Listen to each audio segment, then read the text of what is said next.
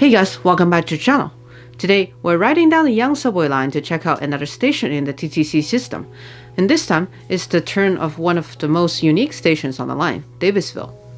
Located in Midtown Toronto, Davisville was one of the original stations in the system when it opened with the rest of the original Toronto subway in 1954, and together with the attached Davisville yard, they make for quite an interesting area to explore, especially as they are located in an open cut with lots of great views. Let's hop on a ride and go take a look.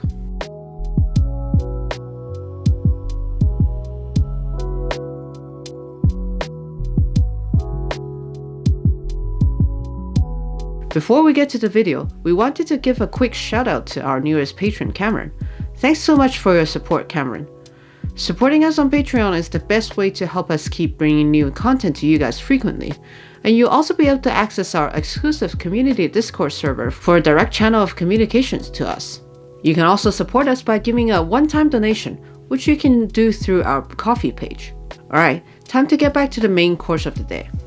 Located at the intersection of Yonge Street and Chaplin Crescent / Davisville Avenue, Davisville Station has been around for almost 70 years, but it's been upgraded a few times over the years to keep it in shape, including being upgraded to have accessibility options back in 2002. The station isn't located in too busy of an area, but its ridership is decent at around 26,000 passengers daily, thanks to its TTC bus connections. We're starting our tour today on Chaplin Crescent, the road perpendicular to Yonge Street that crosses right above the station and where we can already get some views of the station from above. The station building and platforms are right underneath us, and we can watch some Toronto rockets pass by while we're here. The TTC headquarters are right here in this building, and this is where we'll enter the station through an integrated entrance on the first floor. Taking the escalators down, we arrive at the concourse of the station, greeted by the familiar Presto fare gates and fare machines. The space is overall quite cramped, and the ceiling is a bit low, but a lot of this is because of the construction and renovation that the station is going through. The concourse serves as a connection between the two platforms, and it fulfills that functionality with a couple of bridges over the tracks and the platforms. Besides being connected to the TTC headquarters entrance and the bus terminal attached to the station, this main bridge also features a viewing area in the middle, with a uniquely round gateway newsstand at the center of it all. Besides being a great place to rail fan, this concourse also features some unique and old-school signage in fonts you won't see anywhere else. Alright, time to head down to check out the platforms. We'll first check out the southbound platform of the station on the far side. Stepping up the stairs and onto the platforms, it's clear that this is the more unique platform of the station. Even though there is a side platform for northbound trains, this platform is still an island platform, with the far side occasionally used for trains entering and leaving the yard just up ahead, or for when the main southbound platform is blocked for any reason. This means that at any time there could be up to 3 trains in the station on the platforms, which makes for a pretty sight if you're into trains like us. Since the platforms are open air, there is a large canopy overhead on both platforms, and there are shelters all along to protect passengers from the weather, especially on cold and windy days like this. These platforms are quite narrow, but they still have all the essentials such as a designated waiting area, TV screens, and benches. The station's age is definitely showing through these platforms and drabby colors, but it's still quite charming with unique signage and decorations. And speaking of the yard, we can spot it right here at the southern end of the station.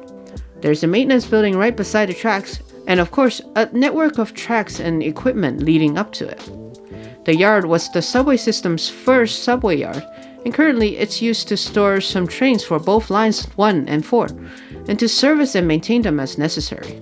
Also down here at the southern end of the platform is the south stairwell, which is another place that you can reach the other platform at.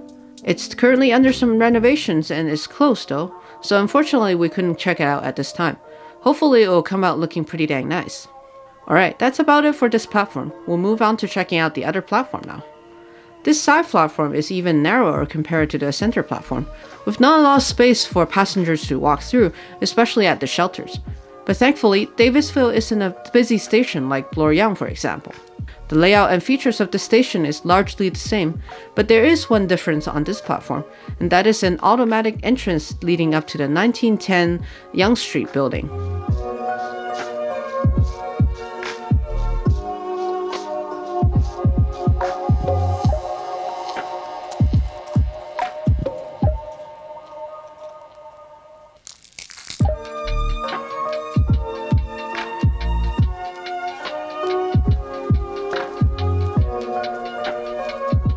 We'll go upstairs now to check out the final feature of the station. Davisville Station has a tiny integrated bus terminal that is small, but serves 4 different TTC bus routes.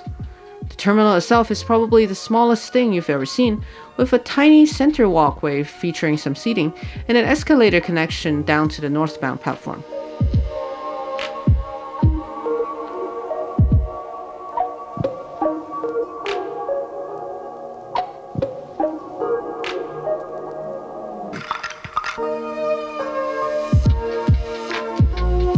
With the features of the station done, it's time to check out the surroundings.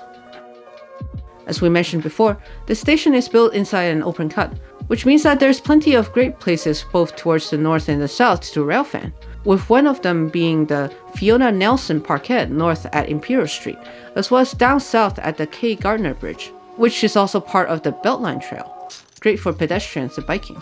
With iron horses and a lush trail full of trees, as well as trains passing by just underneath, this really is a great place to spend a weekend afternoon, especially for transit fans like us. Enjoy some more rail fanning footage while we wrap up this video.